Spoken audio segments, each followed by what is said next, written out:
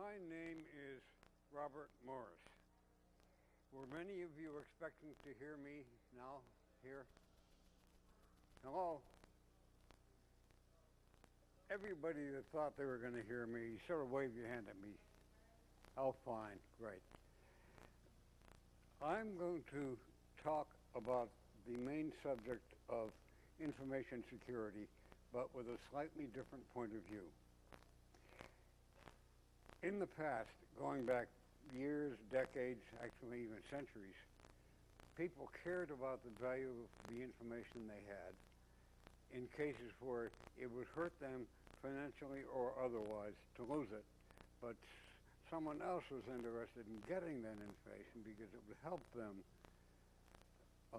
in whatever it was their activity was. The bunch of people that don't have the information. They can't hear? Oh, yeah, sure. Yeah. What are they laughing at? Talk. Huh? Can you hear him better? No, do that again. Is my fly open?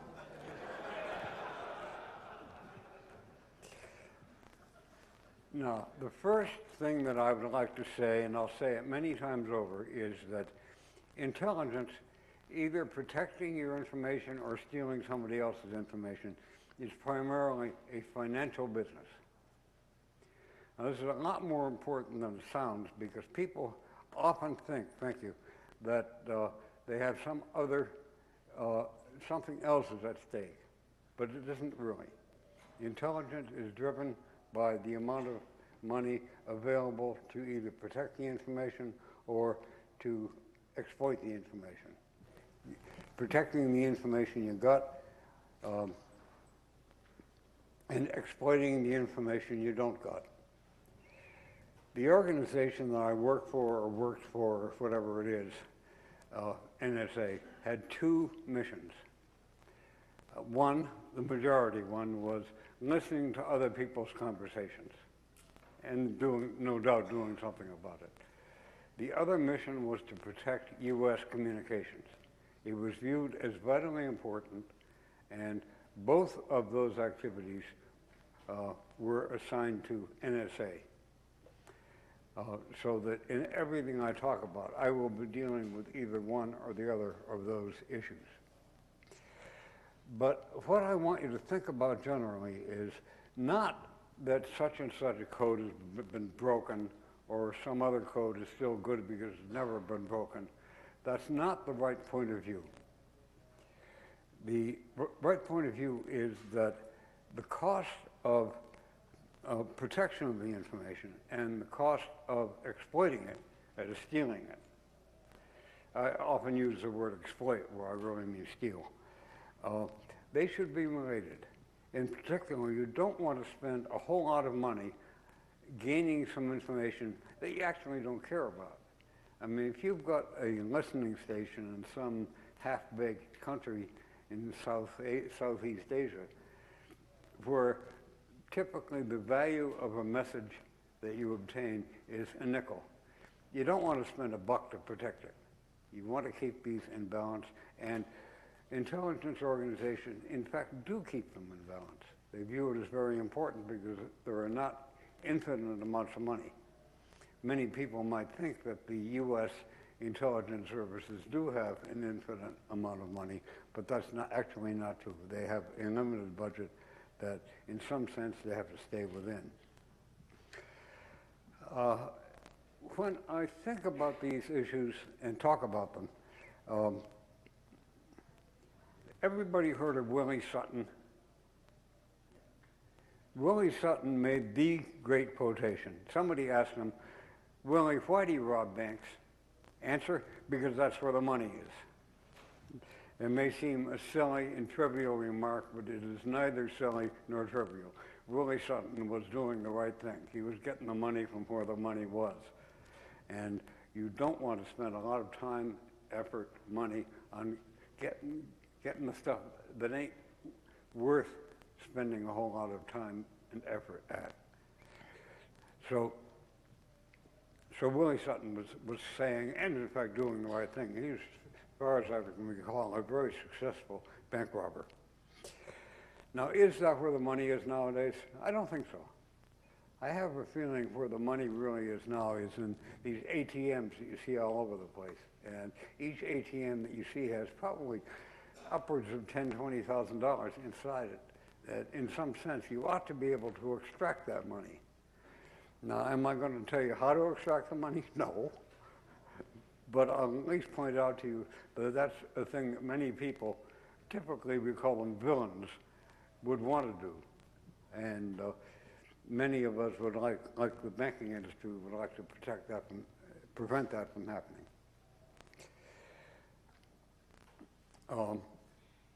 When somebody calls me in and wants to consult on protecting their information, I always start with asking them a number of questions along like this. This information that you're talking about that you want to protect, how much is it worth? How much is it worth to you? And in the sense of, if you lost it to the bad guy, how much would that cost you? And the other is, what is the value of the information to the bad guy that's going to attack it? Only at that point can you really deal in any kind of detail with the issues that they have brought up of protecting their information. We look at the value of the data, the value to us, the value to the bad guy. You'll have to use your judgment as to whether I'm the bad guy or not. That depends on who you are and what your own mission is. Now, an example of when I say that talking about a code being broken is probably beginning with a bad point of view. For example, we hear lots, there's dozens of books published every year that go back basically to the German cipher machine called Enigma. And all you hear about is the Americans and the British spent a lot of time in some place called Bletchley Park in England, successfully reading a very large percentage of all the messages that were sent after being encrypted with this Enigma machine. But was the Enigma machine ever broken? That's a difficult question to answer because breaking is not something that you really are dealing with directly. What you really do is make it expensive for someone to steal your information. That you can do. And how expensive you can make that is an important characteristic of your information and how much the information is worth to you and to them. The question of was the Enigma ever broken, the best answer I can give you is that maybe, maybe not. Or sometimes it was broken, sometimes it wasn't broken. This is, I'll admit, an unsatisfactory way of talking about it, but that is the truth. Even at the best of times, our cryptographers could read only a portion of the Enigma encrypted messages. The rest of the time, often, they could not read them, and sometimes months went by when no one on the Allied side was reading the German Enigma messages. But does this really go back to cryptography? I think not. The first example of the military version of the Enigma cipher machine was stolen by the Polish from a diplomatic pouch. This is, in a sense, a bit hard to believe because diplomatic pouches, you're not supposed to steal things from them. But apparently the Polish didn't know that. Everybody knows that that can't happen. You couldn't possibly steal something from a diplomatic pouch and then return it to the diplomatic pouch later with nobody knowing that you'd stolen it over the weekend. But in fact, that is what happened. The Polish saw a parcel being delivered through the diplomatic chain and said, hey, we'd really like to look at that maybe.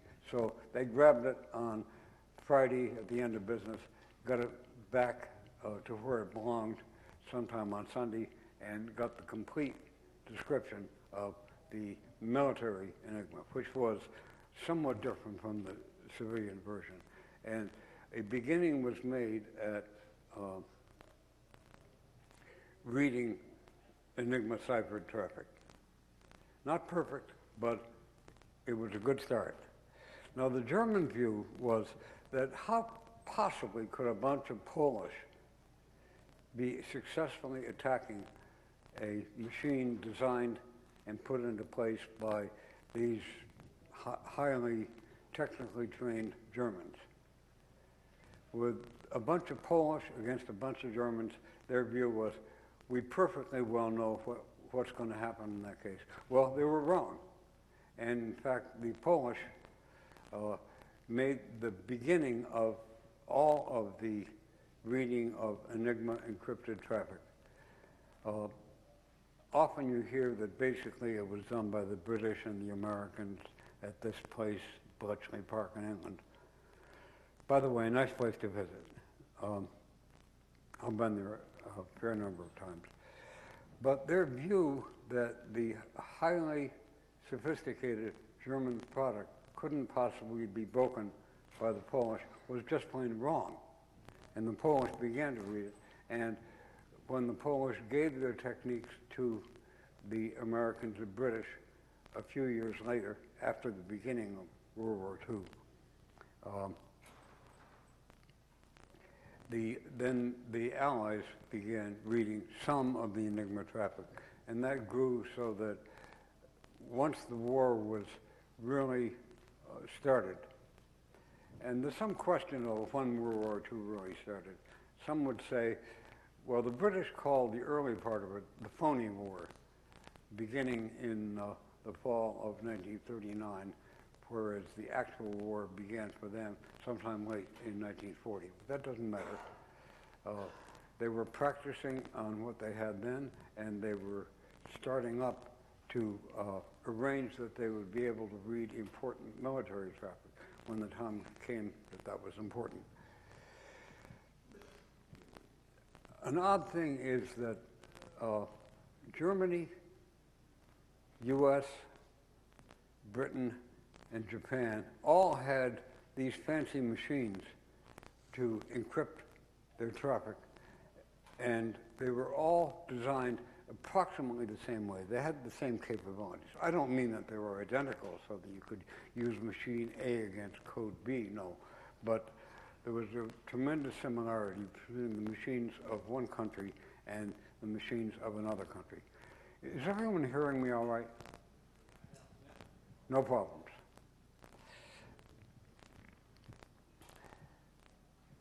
One of the things I need to start with is I am going to talk a good deal less about cryptography and cryptanalysis for good reasons.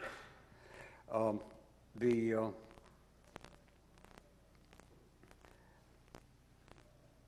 going to talk more about what I call the 3 Bs: burglary, blackmail, and what's the other one? Bribery, you got it. And all of these are of some importance. And in many cases, getting the encrypted version of this traffic just meant that you were good at, for example, burglary. Now this is Black Hat and not DEF CON, so I probably shouldn't tell a raunchy story, but hey. At one point, now this is a story I don't know to be true, but I have heard it from usually reliable sources. Two spies, a man and a woman, were burglarizing an embassy somewhere. And they were in particular cracking the safe that the ambassador had in his bedroom. And that's how they were getting the information, by finding out the combination of that safe so that they could open it. The problem is that every hour a guard came by and checked the whole place. went through all the floors, checked the whole thing, and then came back an hour later, did the same thing. So that kind of protection you would expect, no problem. Okay, these two spies, one male, one female, went up to the ambassador's bedroom, which is what contained the safe, and began to, pick the lock on the safe. I don't know how you do those things, but apparently they did. Don't believe anything I say, by the way. I mean nothing. And all of a sudden, not at the hourly time, but like a half an hour later, they heard the downstairs door open. That meant now somebody, probably the guard, had just arrived, and he had just moved up his schedule by half an hour to take a look halfway between the ordinary hourly inspections. So they didn't know what to do. They had about 30 seconds or 90 seconds or something like that to solve the problem of the guard arriving in the ambassador's bedroom, and they solved it in the following way. The woman simply took all her clothes off, and the guard showed up, looked at them, said, "Excuse me," and left. That's probably raunchy enough for Black Hat. But I'm in fact told by several people that the story actually is true, hard as it is to believe. Now, so do you have independent information being true? I read about this there was a documentary on one of the Discovery Channel things about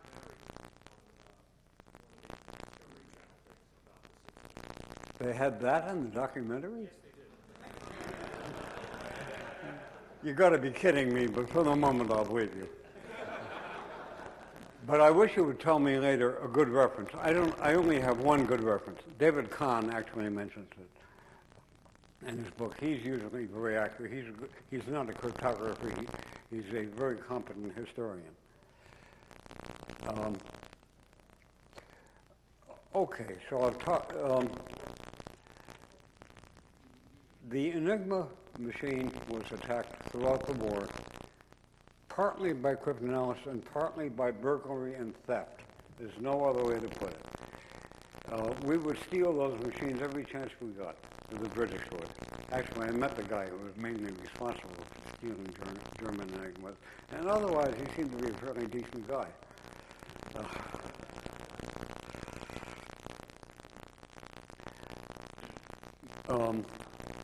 Every time we damaged or sank a German submarine, we'd send people on board to steal the code books and the Enigma machine. The part of the Enigma machine, I'm not going to talk about how the Enigma machine works, but there's probably 150 places where you can read about that. We would steal all of the information from a damaged or sunk submarine, sometimes diving to get them back. Other techniques were even more outrageous. And the guy I said, I know, good friend of mine, well, he was before he died. The Germans had important interest in the weather. And since weather goes from west to east pretty much in this hemisphere, they were very interested to find out the weather 1,000 or a few thousand miles to the west of Germany, days ahead of time if they were planning some important mission, or just planning to defend themselves against the Allied bombers. So what would happen would be, and these weather ships relayed the weather information encrypted. That's important.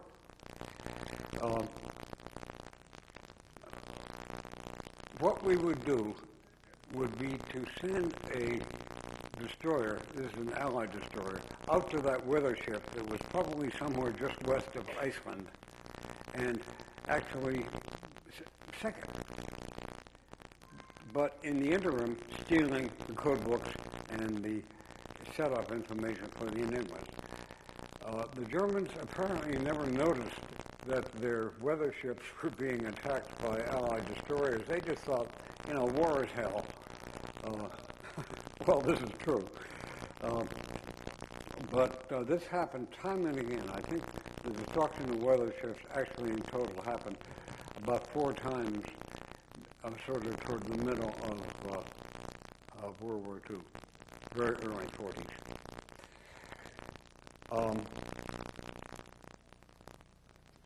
And they would bring back that information, send it to the code breakers at Bletchley Park, and now they would have, because the weather shifts were sent out for missions that lasted several months, they would typically bring back 3 months' worth of the monthly key information from the weather shift. So this worked out very nicely. You might think that this is dishonest. You might think that, hey, they were stealing this stuff. Well, of course they were. But that's often the way war is. Now, one of the notions, technical terms that I have to introduce, am I talking to you from here or from those things? Oh, up there. Oh, right where I am. Fine. A crib is a piece of data that you have, however you got it, both in the encrypted form and in the unencrypted form, the plaintext form. So a crib is just a piece of data. Here it is where it did not go through the encrypting machine, and here it is where it did go through the encrypting machine. If you have both versions of the text, encrypted and not encrypted, this goes a long way to being able to read the traffic. Now, I don't mean to tell you that that's all you need and that is, in some sense, straightforward and easy to do. It isn't. It's hard to do, but it can be done. And it would be a good idea to avoid sending the enemy cribs at all for their encrypted traffic, because on the day or week or whatever that you got the message, the crib would help you a great deal in reading the traffic. And here again, I'm going back to the notion that intelligence is a financial game. And you have to decide at this point, how much money are you going to put into? It costs money to send a destroyer to Iceland and sink a German weather ship. Do you want to put that investment in? The decision was made, oh yes, we very much do want to do that, and having that data is worth the cost of sending a destroyer out to Iceland to get it. Now, examples of cribs. Some of these you can believe, some of them are actually very hard to believe. Every German military message began with the letters A, N, X. Who's fluent in German? Some tiny number or a lot of people? I see barely nobody. It doesn't matter. It's the way AN is a German word for from. So ANX, X stands for space, blank. ANX just means it's addressed to somebody, and you'd expect in the continuation to know who it was addressed to. In any case, every German military message had this 3-character crib at the beginning of the message. And this turned out to be very useful indeed to reading the traffic. And that's not all you need, and it doesn't make it a trivial exercise. It's hard, but still it's doable, and that three-letter crib helped a noticeable amount. That ain't all. The first thing you did in preparing a message for being encrypted and sent was to select a message key. And you were told not to pick ABC for the message key, or, the adjacent keys like ASD. You were told to mix them up quite a bit more than that. But code clerks tend to be somewhat lazy. And I should say right off that I was a code clerk in the early 50s, and I used to encrypt and decrypt these things, and I was probably thinking more about my German girlfriend than I was about the encryption going on. This was after the war. Hey, I was a teenage code clerk. Good title for a book.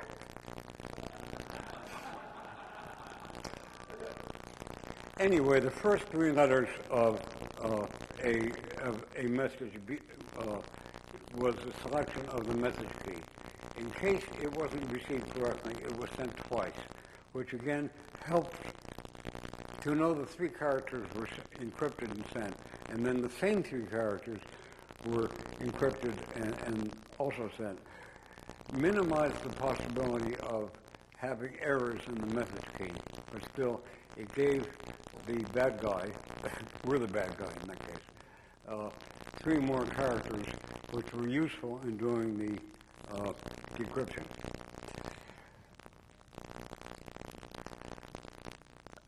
You think that's bad, just wait. The Italians, for reasons that are still unexplained, used to occasionally, like maybe once a week or so, send an editorial from an Italian newspaper encrypted. That's some crib. They used to run 10, 20,000 characters, so that reading the Italian Enigma messages, because of this strange habit that they had, became absolutely trivial. Just basic. When you've got a 25,000 character, it would be more than that, probably more like 100,000 characters crib. There's not much else to do. You've got all the information you need to read the message. Another strange thing was a design notion in the Enigma that doesn't seem offhand to be very important. This was that the encryption machine would take a letter in and spit a letter out at every position. But the design rule was that the letter that came out of the machine was never the same letter as was put in to cause it. So if you wanted to encrypt the letter A, it would come out with any of the 26 letters except A. It would come out as some other letter. This was a design feature, seemingly not very important, but it turned out to have very important consequences. One of the first ones being some young lady in England noticed that a message has been sent. They had not decrypted or anything. They didn't know anything about the message. But a message which, for thousands of characters, never contained the letter U. This is the encrypted. Now, this is weird. Why would a piece of text appear that never used the letter U? What their guess was, and their guess was correct, that somebody had been practicing and they just kept typing U into the machine, so that because of that rule I just spoke of, because the result of continually typing a U into the machine meant that letters came out that were never a U. And they assumed that this is what happened. They were right, and that gave them the encryption keys for a whole month. Hey, thank God for all the papers. It is still an unknown mystery why they would send encrypted editorials from the Rome newspaper. But, hey, you take what you got. Another thing that a crib, where you've got the encrypted and decrypted version of the same text, begins to be very useful somewhere in the range of 20 to 30 characters. If it gets noticeably long than that, you have considerably shortened the time and cost of decrypting traffic that month or that week or whatever it is. By the way, if any of you got any questions, I'm a rather experienced speaker, and I'm not bothered by interruptions with questions, so by all means do. Problem is with these lights that look as if I was in the midst of a police interrogation. I may not see you, but give it a try.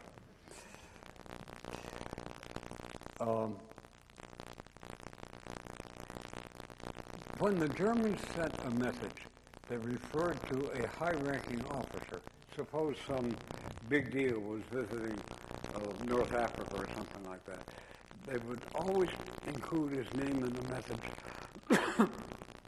Excuse me, and they would never... My voice is gone.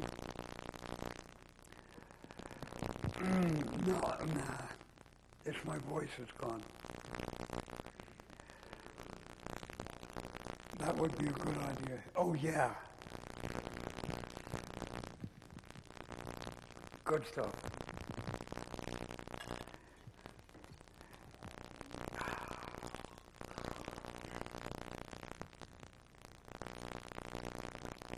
Many thanks. It seems to have worked, at least partly.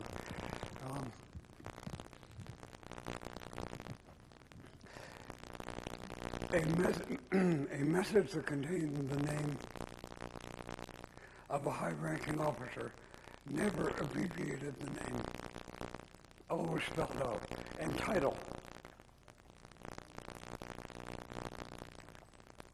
German military titles, the names of ranks. Complain if you can't hear me well enough. I'll try to speak louder, but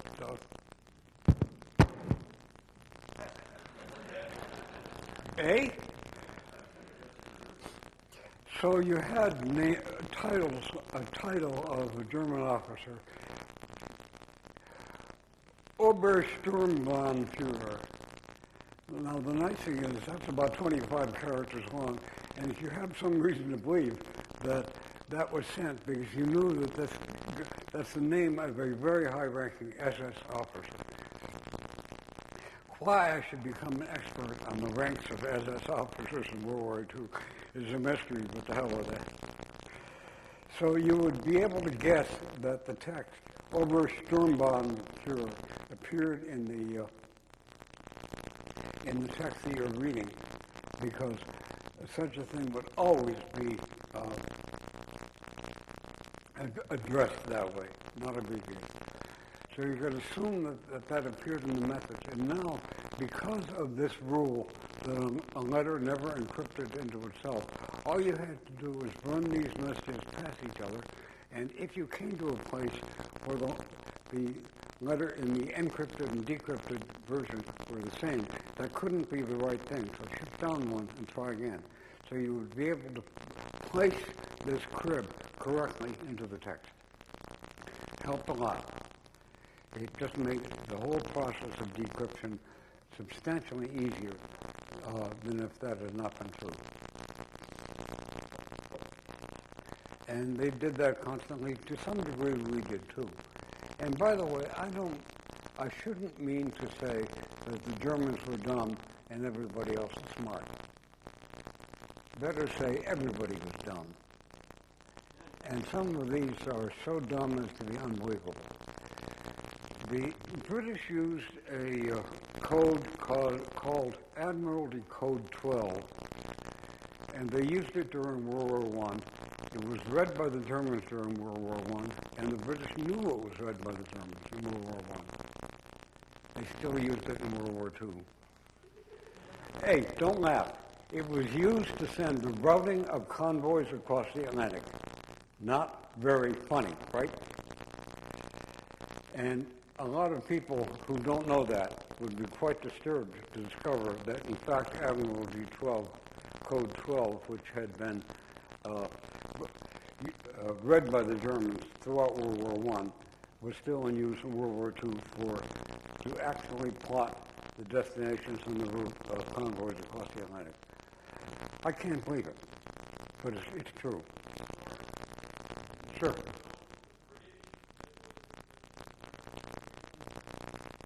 This has nothing to do with Enigma now. This is the British using a code read by the Germans.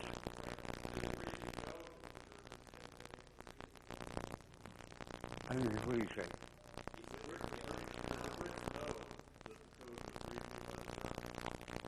They didn't know it was being used in World War II. Hey, they could have guessed. It was used only in the latter part of World War II, not in the early part. The British knew part of the time, but not all the time. Sorry I can't give you a more decisive answer, but there isn't a more decisive answer. The Germans did dumb things. The Italians did dumb things I talked about. The U.S. and Britain were slightly smarter, but not much. And the people who tried very hard were, oddly enough, the Japanese. And I don't know of many really dumb things that were done by the Japanese. Their codes weren't good enough, but that's not dumb. That's just, the way life is, that the codes weren't good enough.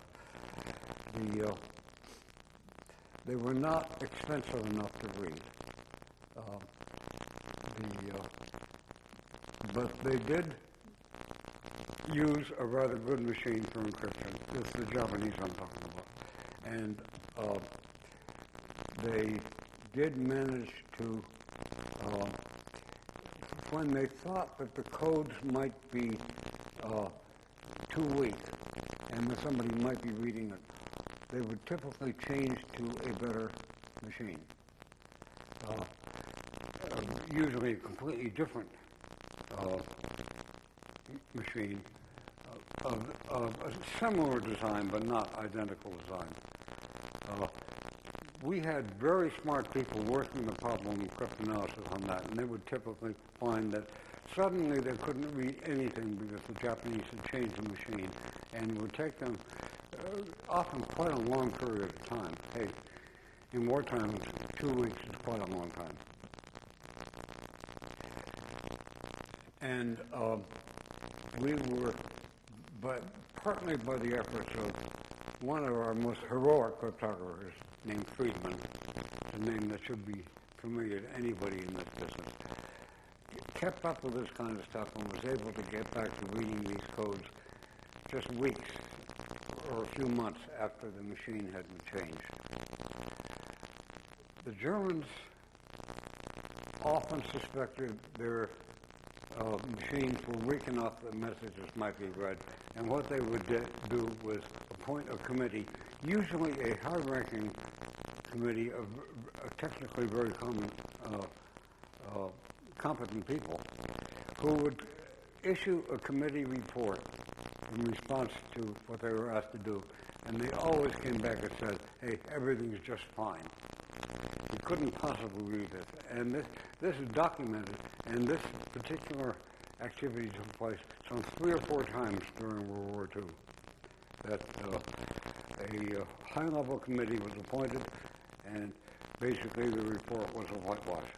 That, of course, they were helped by the notion that since the Germans designed this machine, it must be top-flight stuff.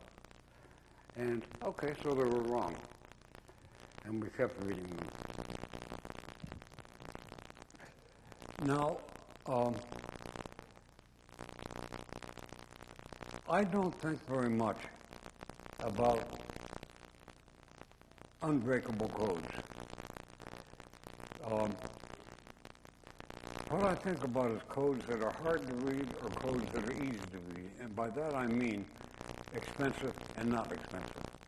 So rather than thinking about unbreakable codes, I would rather think about, and I do rather think about, codes that are expensive to read. Unbreakable codes? No.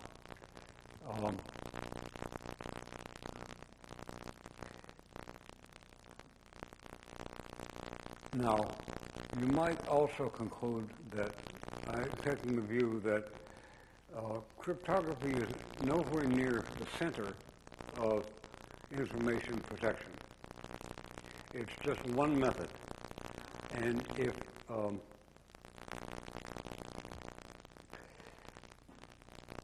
the cryptography is cheaper than other methods, like burglary, bribery, whatever, then you use the alternative means. When there are cases when cryptography is the cheapest way to go, cheaper, for example, than burglary, you go that way. And what is the balance now? The balance is not too far from being even. I mean, it's sort of within the 2-to-1 range in both directions. That a significant part of the time, the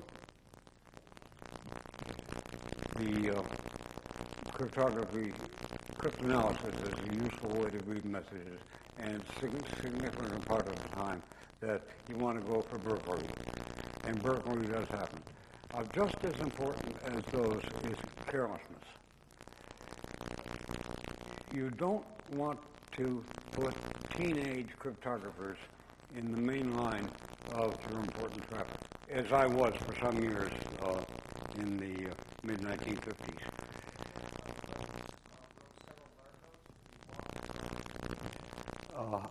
Can you?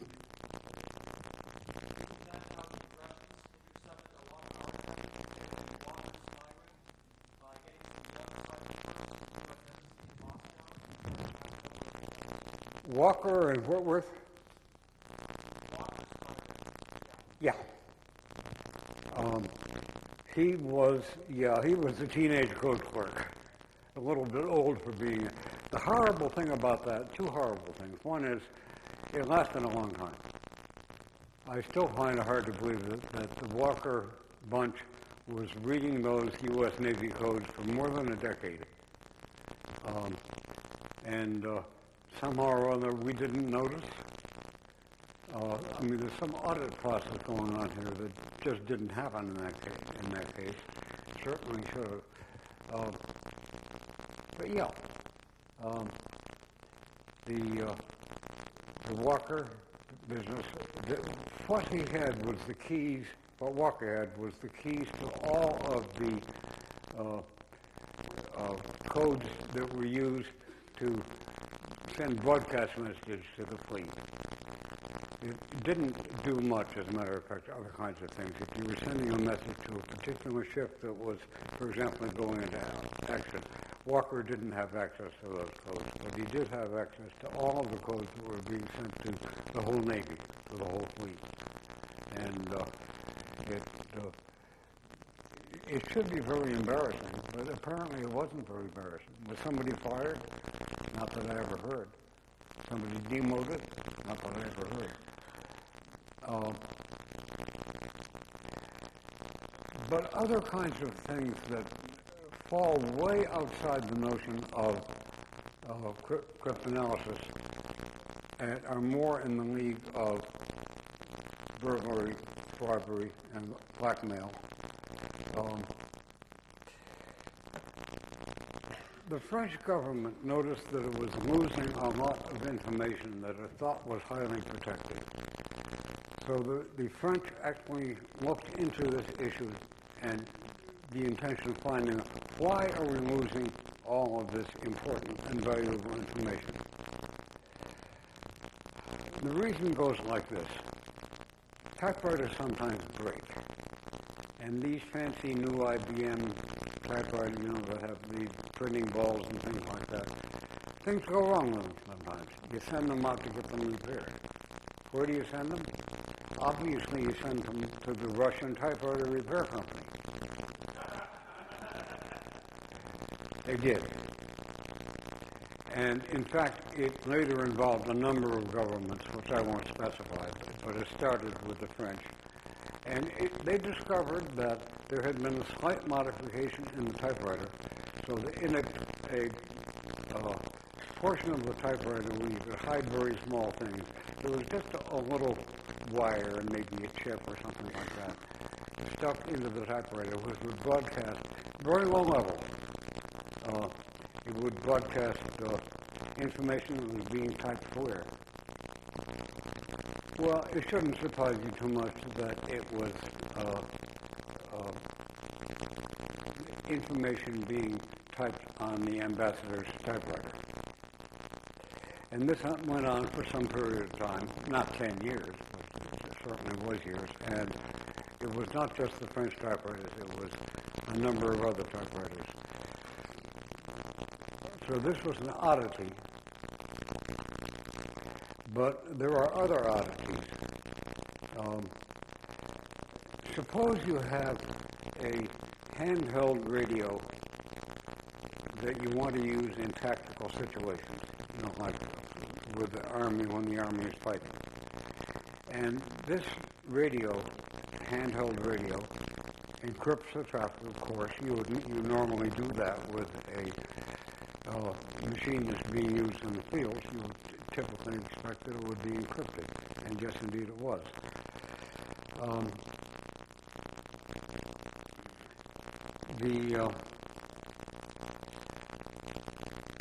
they again sent the broken radios or defective radios out to the local Radio Shack in whatever country it happened to be in, U.S. or Bulgaria or whatever. And for a long time, typewriters that needed repair and were repaired would come back with one little extra wire in them, and they would be broadcasting the information. And this is a peculiar thing. The reason it was not found was the handheld radios were broadcast on FM. And if you want to see where anything is going wrong, you listen to it on FM. What the target country did not understand was that in addition to the ordinary FM signal coming out of the handheld radio, there was also a very weak AM signal. And hard to hear because it was much, much lower power than the normal FM signal, but enough that it could, with some difficulty, be listened to and read. And this went on for quite a long period of time with a number of countries that were opponents. Again, I won't specify. I'm not good about specifying any country that did anything. Not that it's highly secret or something like that, but just it's an area that I prefer to stay some distance away from.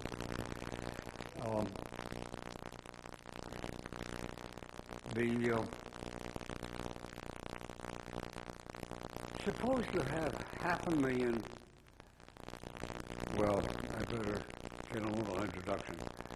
In the old days, the oldest days, most important encrypted traffic was encrypted because it was being used by the army, by the military, or diplomatic. You would find other minor uses, but these were the main uses used by large countries.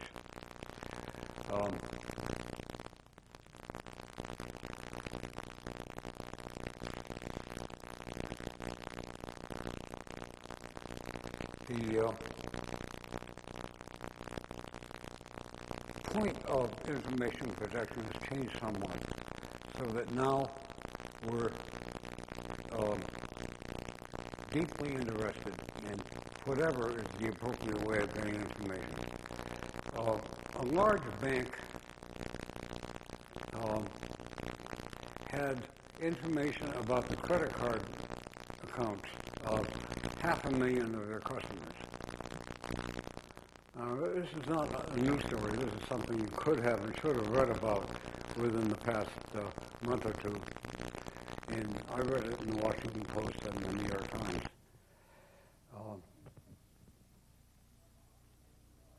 The way that this information was handled was as follows. It was unencrypted. They needed to send it from the central bank to some other data processing location. And the way they did it was on the appointed day, a UPS driver drove up his truck to the headquarters back door, and somebody went out and handed to the UPS driver the credit card records of 500,000 of their customers that was unencrypted. Just handed it to the UPS driver. Bad? Well, the fact is that this information has since then never been seen. No one knows where it is. No one has found it. It happened twice.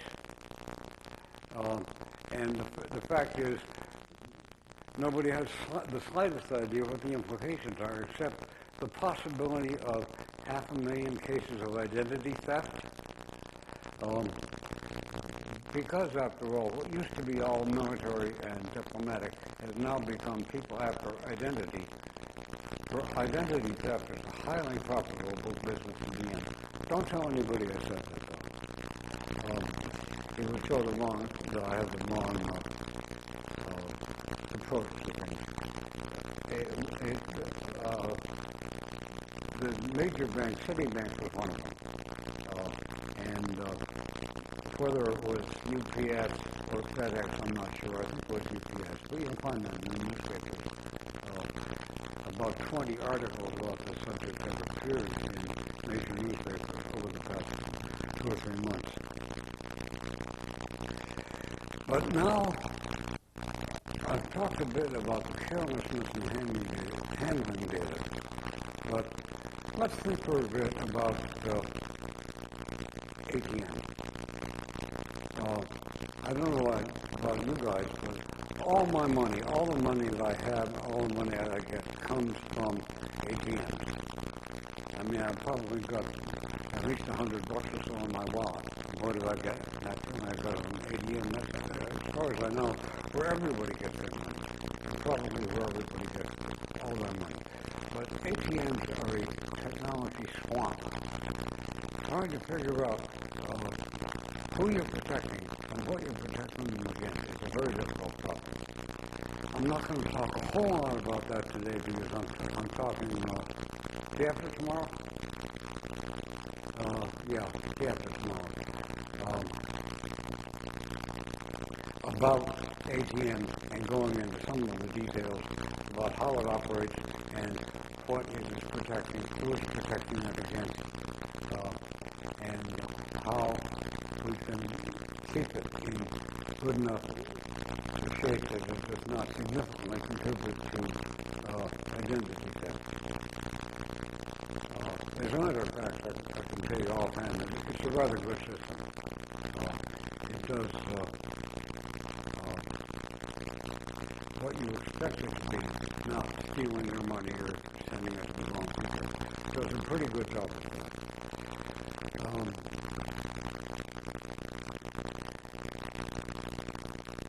But still, to go back to Willie Sutton, ATMs, that's where the money is. And if you want to attack something and profit from it, ATMs is a good place to go. I think the real problem that we have to face is somehow getting a handle on dealing with carelessness this time, mostly carelessness. People do silly things just all over the place. I gave some examples from World War II. There are other examples that are more recent. But this attack on personal and financial information is getting to be a major source of crime and a major source of income for the bad guys. And I don't know what has to be done to stop this kind of thing taking place, but attacking carelessness wouldn't be a bad idea. I do feel, in general, that industry they invest a certain amount, not an enormous amount, but a significant amount of their money in protecting against damage to information being sold or stolen or whatever, or misused.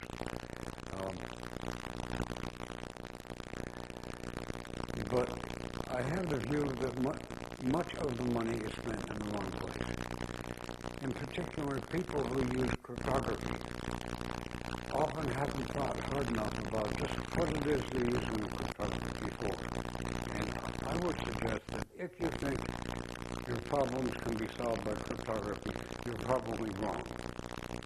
And to provide examples of that, I would have to actually get hold of the examples. But I think if you look hard at it yourself, you'll find that in addition to the burglary and the blackmail and whatever, that some examples of carelessness go beyond ordinary food, much like the Italian newspaper editorials. Let me tell you another story. It can't be believed, but you're going to have to believe it because it happened. Somewhere either during or right after World War II, sometime late in World War II or early in the Cold War, the Russians decided, for good reason, that they didn't want to continue to use these mechanical gizmos that everybody had used during World War II, like Enigma and the U.S., Japanese, and British versions of them. So what they did was decided to go to a method that is even theoretically unbreakable. You can't read any of it, and you can prove theoretically that you can't read any of it. Called one-time pads. I hope you've heard of them. They're important because of this characteristic that with a one-time pad, you send a message using a one-time pad, and no one can read it at all unless they have the pad they're using. The way it works is you have a character from the text or a character from the key, and you sort of add them together in some funny way, and you get the character stream that's encrypted and sent. And in order to decrypt it, you have to find out what the original key was in the one-time pad. Never mind. It's a beautiful, beautiful scheme, and it's absolutely unreadable. Yeah, just wait.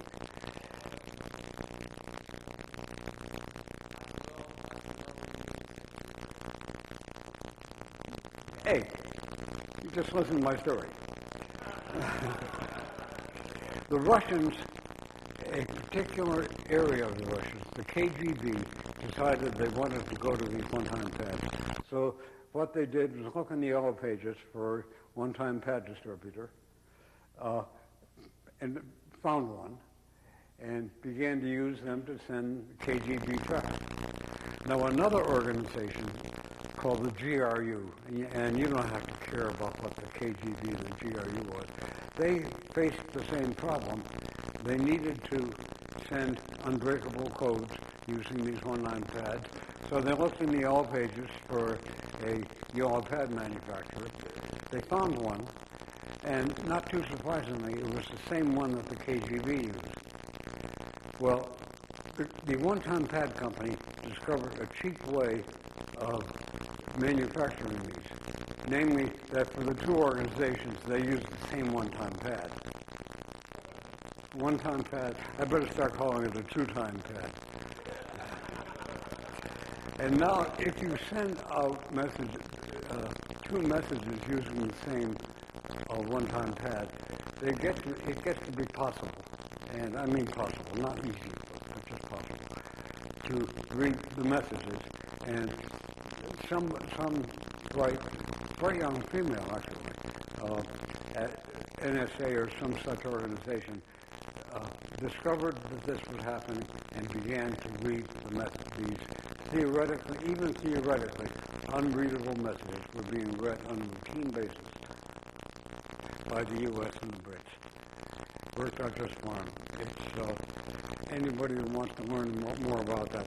The name of the project was Venona, Venona, and there are at this point even books written about it, and reports that give an accurate description.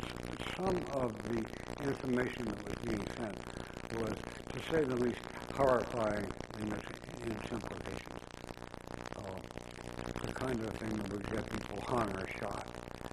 So I'm not sure that happened in any particular thing. Well, yeah, I am sure that it happened. And so that was the incredible piece of carelessness, institutional carelessness, that is probably beyond anything you would reasonably expect. And the story certainly happened. I still don't believe it, because it couldn't, such a careless thing couldn't possibly have happened. Would anybody like to talk to me, to ask questions, do what? I don't need to talk anymore. I think I've covered the basic material I want, and that is that intelligence is indeed a financial organization, a financial undertaking, and you have to use your own judgment as to whether you are putting your money into the wrong place. Things like some of the bad examples, giving the unencrypted credit card data to a UPS truck driver to send it away somewhere is the kind of silly thing that the responsible people at the organization, in that case the bank, should have been paying some attention to. And spending money to see that this kind of audit of information practices is taking place reasonably, that's a place certainly where money should be invested. Protection against burglary is obvious, but people are oddly enough not protected against burglary, even to a small degree. Maybe I shouldn't tell you this. Well, I'll tell you anyway. Even though you look like a bunch of bad guys. Bad guys are both male and female, by the way. It's a dual sex term. You have these safes, 3-drawer safes with combinations that require putting 3 numbers into them to open them. And these are used by industry, they're used by the government, and they are certainly used to protect highly classified information. One is permitted to put top-secret information into one of these safes. I have been told, nah, that's a lie. I know how to open these safes. I know how to open them in such a way that you cannot find out that they were open. Because I can come in at night, an example of burglary, open one of these safes, photograph or whatever, the documents that are within, close it again, and see to it that it cannot be detected that the safe is open. Now, we use this for very high-level information, and I find it surprising that 20 years after people, bad guys, like me, 20 years after they were routinely able to open these safes, that we're still using them with no change. Me? Would that guy step into the light so we can find out who he is?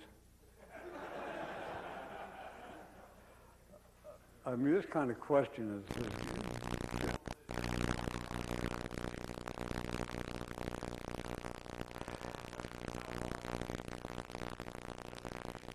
okay, you don't have to worry about the burglary. I got into the building, into the room in the building that I wanted. And you're just talking about the time when I first begin to do something with the safe and the time when the safe is open. That. I'm relatively incompetent at this, having had relatively little practice, but it's of the order of half an hour. But more important than that